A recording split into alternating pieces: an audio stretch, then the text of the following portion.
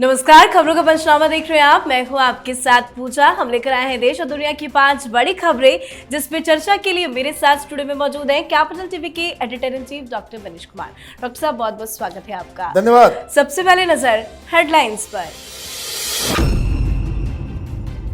गुजरात राजस्थान के दौरे पर रहे पीएम मोदी, दी करोड़ों की सौगात, 10 नई वंदे भारत ट्रेनों को दिखाई हरी झंडी। साबरमती के कोचरब आश्रम का भी किया उद्घाटन। पोखरण से सेना की शक्ति को किया सलाम।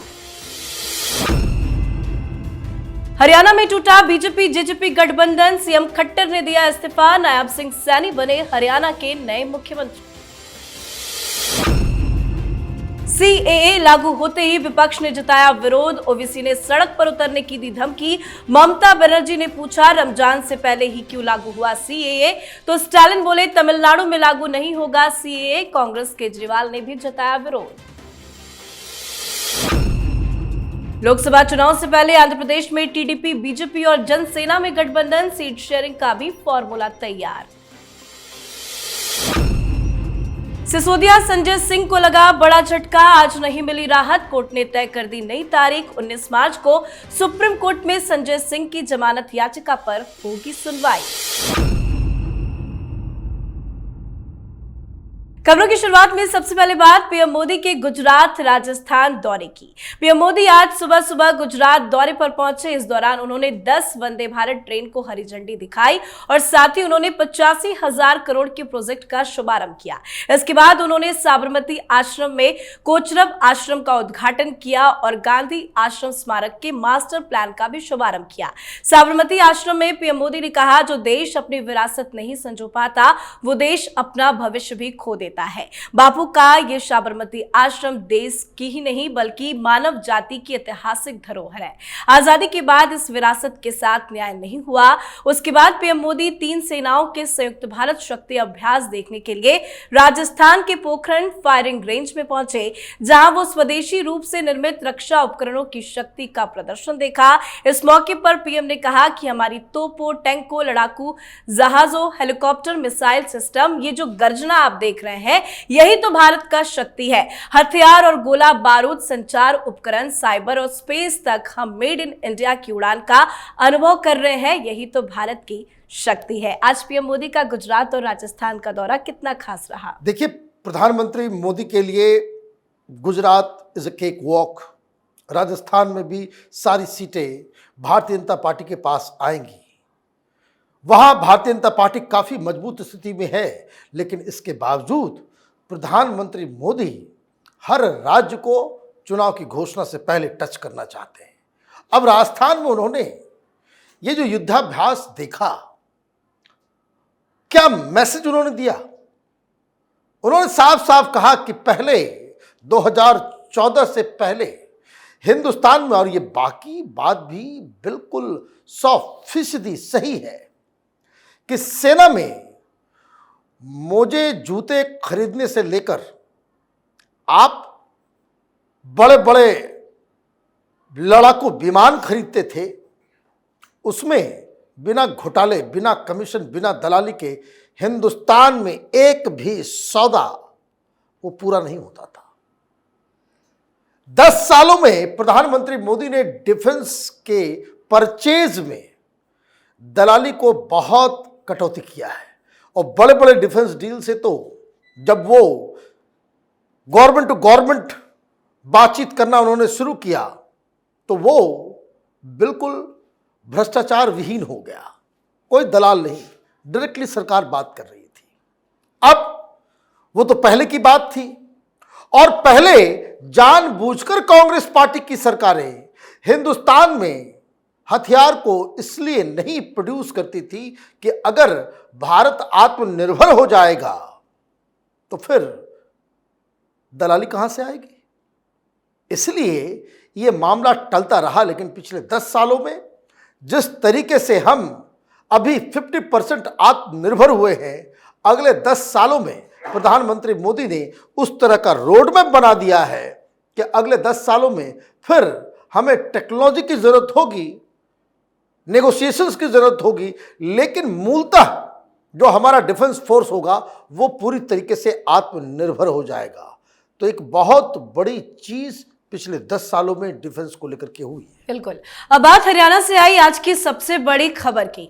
हरियाणा में बड़ा राजनीतिक उलटफेर हुआ है। बीजेपी ने जेजेपी से किनारा कर लिया है। हरियाणा में बीजेपी ने नेतृत्व में बड़ा परिवर्तन कर दिया। मनोहर लाल खट्टर के इस्तीफे के बाद चंडीगढ़ में बीजेपी विधायक दल की बैठक में कुरुक्षेत्र से सांसद नायाब सैनी को नया नेता चुना गया। नायाब सिंह सैनी को हरियाणा का नया मुख्यमंत्री बनाया गया है। नायाब सिंह सैनी को कमान मिलना कोई संयोग नहीं है, बल्कि पार्टी का एक प्रयोग है, जिसको लेकर कई फैक्टर भी सामने आ रहे हैं। साथ ही मनोहर लाल खट्टर के अब लोकसभा चुनाव लड़ने की भी चर्चा तेज होती जा रही है। एक दिन में इतना बड़ा उलटफेर, क्या है बीजेपी की रणनीति? देखिए, कल तक किसी को भनक नहीं थी कि हरियाणा में अचानक से राजनीतिक सुनामी आने वाला है। बिल्कुल नए चीफ मिनिस्टर, नया गठबंधन, नया मंत्रिमंडल, सब कुछ न्यू। कांग्रेस में इस तरह की कवायद हो रही होती तो 1 महीने पहले से लोगों के पास जानकारी होती।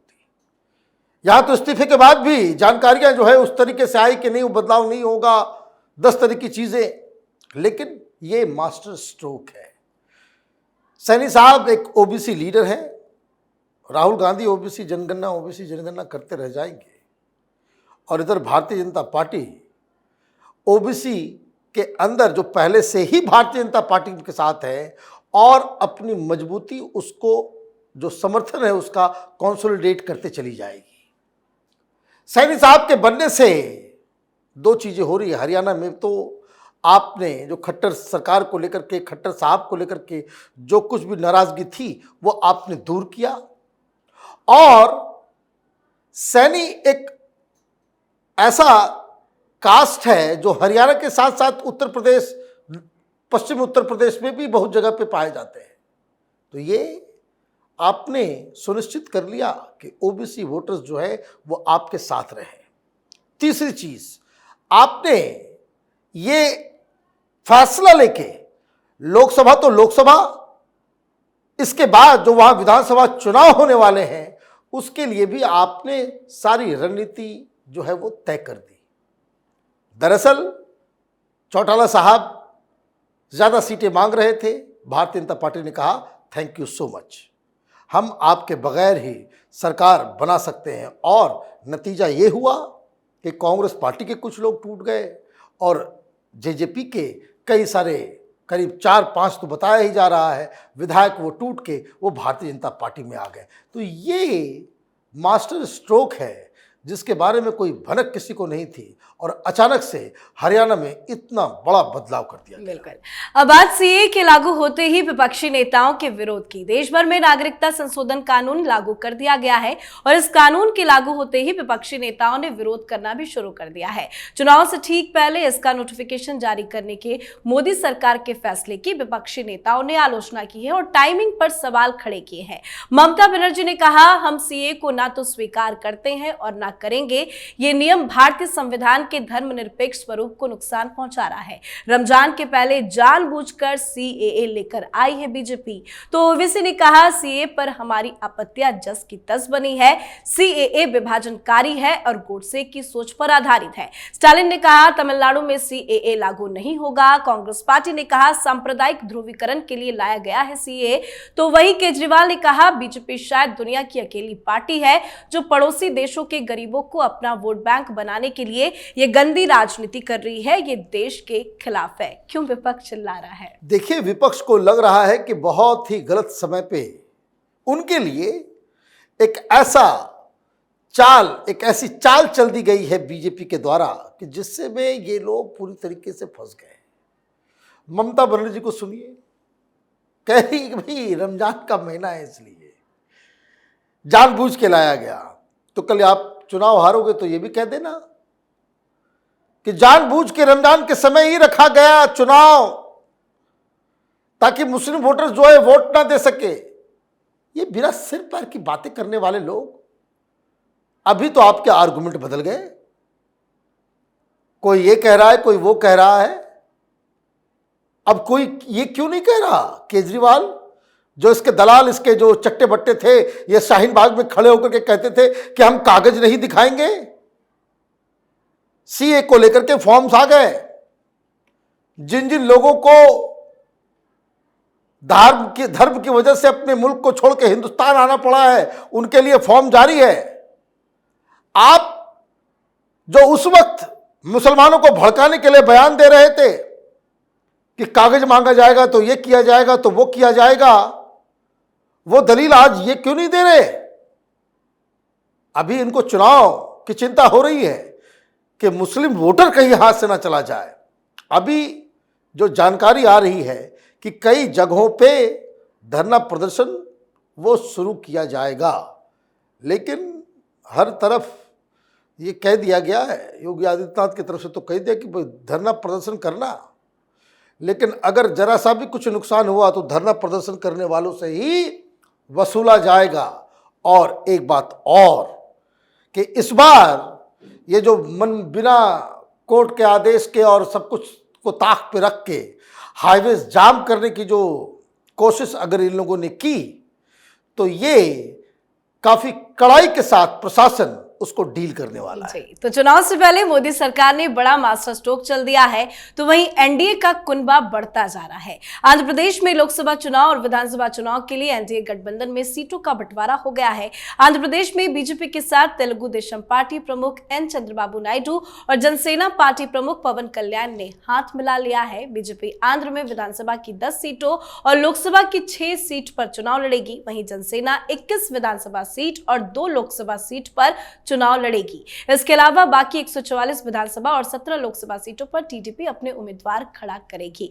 ये अलायंस चुनाव से पहले कितना फायदा देगा एनडीए को? देखिए, कल तक जो लोग कह रहे थे कि ये 400 पार एनडीए ये छलावा है, साउथ इंडिया में तो कोई है ही नहीं, नॉर्थ साउथ डिवाइड बताया जा रहा था। कुछ दिन पहले दलालों को देख रहे थे, पत्रकार बनकर के जो अफवाह फैला रहे थे।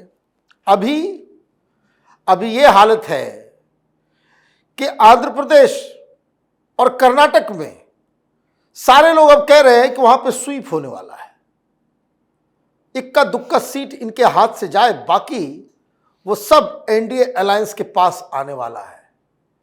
तो आप देखिए कि ऐसा फैसला जिससे विपक्ष की शक्ति तो कम हुई, साथ ही साथ उस नैरेटिव को भी बड़ा जोर का झटका लगा है। जी, आज की आखिरी खबर में बात केजरीवाल, संजय सिंह और मनीष सिसोदिया को लगे बड़े झटके की। जेल में बंद संजय सिंह जेल से बाहर आने के लिए छटपटा रहे हैं, जिसको लेकर उन्होंने सुप्रीम कोर्ट का दरवाजा खटखटाया है। संजय सिंह ने दिल्ली हाई कोर्ट के उस आदेश को चुनौती दी है जिसने दिल्ली के शराब घोटाले से जुड़े मनी लॉन्ड्रिंग मामले में उन्हें जमानत देने से इनकार कर दिया था। अब इस मामले को लेकर संजय सिंह की याचिका पर सुप्रीम कोर्ट में 19 मार्च की सुनवाई होगी। साथ ही आज मनीष सिसोदिया की न्यायिक हिरासत को भी 22 मार्च तक के लिए बढ़ा दिया गया है। क्यों दोनों को कोई राहत नहीं मिल रही है? भाई, राहत इसलिए नहीं मिल रही है क्योंकि कोर्ट के अंदर सबूत देना होता है। मीडिया को पैसे देकर के भाषण देने के लिए कोर्ट नहीं है। टेलीविजन पे डिस्कशन एंकर को दबा करके, टीवी चैनलों के मालिकों को पैसे देकर के एंकर को चुप करा करके आप दलील देते हो, वो तो कोर्ट के अंदर चलेगा नहीं। कोर्ट के अंदर आपको साक्ष्य सबूत देने होते हैं, और क्या जमानत इनको मिलेगा? ये संजय सिंह गए हुए हैं दिल्ली हाईकोर्ट के फैसले को बदलने के लिए। क्या लिखा है हाईकोर्ट ने कि ये चीफ कॉन्स्पिरेटर है। कोर्ट ने क्या कहा कि जो प्राइमरी सबूत दिख रहा है, इसके घर पे 2 करोड़ रुपए का हेरा फेरी लेन देन हुआ है। भाई, माल भी खाओगे, चोरी भी करोगे, कॉन्स्पिरेसी भी करोगे, और ये कहोगे हम कट्टर ईमानदार हैं। शराब घोटाले में ये सारे लोग फंसने वाले हैं। मनीष सिसोदिया को एक्सटेंड कर दिया गया है, इधर एक्सटेंशन मिलता रहेगा। कारण ये केजरीवाल जब तक ईडी के पास नहीं जाएगा तब तक तो ईडी कहेगी कि भाई ये देखिए इसका बॉस ही नहीं आ रहा, हम क्या करें। अगर केजरीवाल चला जाए, पूछताछ हो जाए, सारे जो आरोपी है उनसे पूछताछ करके अपना इन्वेस्टिगेशन खत्म कर ले ईडी, तब तो ईडी कह सकती कि कोई बात नहीं। तो जब तक ये ईडी से भागता रहेगा केजरीवाल, तब तक संजय सिंह और मनीष सिसोदिया जेल के अंदर सड़ता रहेगा। जी, बहुत बहुत धन्यवाद समझाने के लिए। धन्यवाद। खबरों का पंचनामा में आज के लिए फिलहाल इतना ही। देश विदेश की बाकी खबरों और उनके सटीक एनालिसिस के लिए देखते रहिए कैपिटल टीवी। हमें लाइक कीजिए, शेयर कीजिए और कैपिटल टीवी को सब्सक्राइब कीजिए। नमस्कार।